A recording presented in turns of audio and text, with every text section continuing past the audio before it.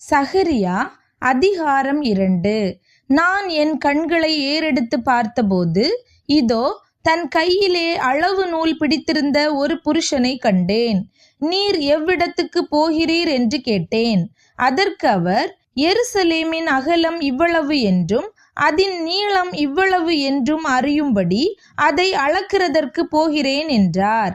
இதோ என்னோடே பேசின தூதன் புறப்பட்ட போது வேறொரு தூதன் அவரை சந்திக்கும்படி புறப்பட்டு வந்தான். இவனை அவர் நோக்கி, நீ ஓடி இந்த வாலிபனிடத்தில் சொல்ல வேண்டியது என்னவென்றால், எருசலேம் தன் நடுவிலே கூடும் மனுஷரின் திரளினாலும் மிருக ஜீவன்களின் திரளினாலும் மதில் இல்லாத பட்டணங்கள் போல் வாசஸ்தலம் ஆகும்.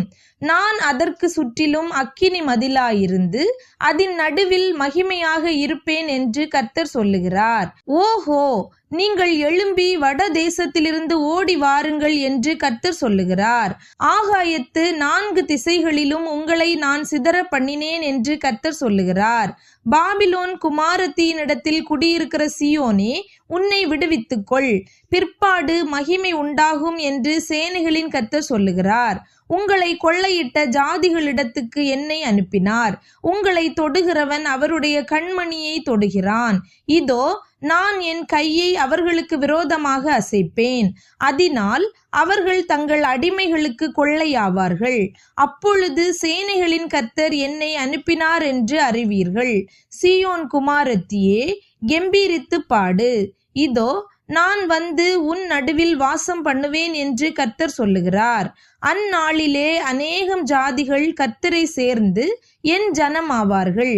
நான் உன் நடுவில் வாசமாயிருப்பேன். அப்பொழுது சேனைகளின் கர்த்தர் என்னை உன்னிடத்தில் அனுப்பினார் என்று அறிவாய். கர்த்தர் பரிசுத்த தேசத்திலே யூதாவாகிய தமது பங்கை சுதந்தரித்து திரும்பவும் எருசலேமை தெரிந்து கொள்வார். மாம்சமான சகலமான பேர்களே, கர்த்தருக்கு முன்பாக மௌனமாயிருங்கள்.